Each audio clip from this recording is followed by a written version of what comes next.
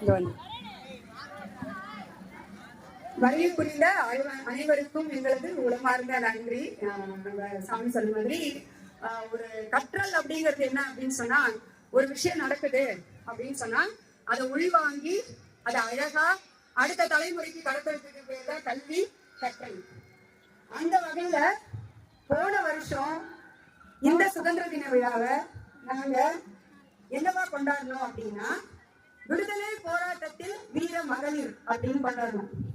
So வீர மகளிர் அப்படின்னு கேட்டாலே நமக்கு ஞாபகம் வருது ஜான்சி ராணி வருவாங்க, வேலு நாச்சியார் வருவாங்க, அப்புறம் கொஞ்சம் உள்ள போனீங்கன்னா சரோஜினி ஆயிரும் சொல்லுவாங்க. அப்புறம் யோசிப்பாங்க, சோ பெண்களே இல்லையா விடுதலை போராட்டத்துல அப்படின்னு பார்த்தா 1 இல்ல 2 இல்ல 7 வால்யூம் புக்கு போடுற அளவுக்கு 400-600 பெண்கள் விடுதலை போராட்டத்தில் இருக்காங்க அப்படின்னு போன வருஷம் இங்க வந்து நாங்க காட்சிப்படுத்தியிருந்தோம்.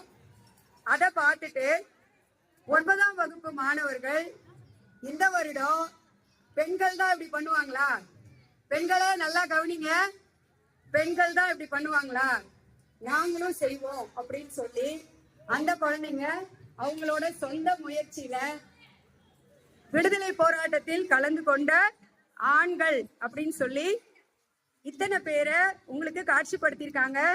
இத பெற்றோர்கள் எல்லாரும் வந்து பார்த்துட்டு உங்களோட பொன்னான கருத்துக்களை அளிக்குமாறு பணிவுடன் கேட்டுக்கொள்கிறேன்.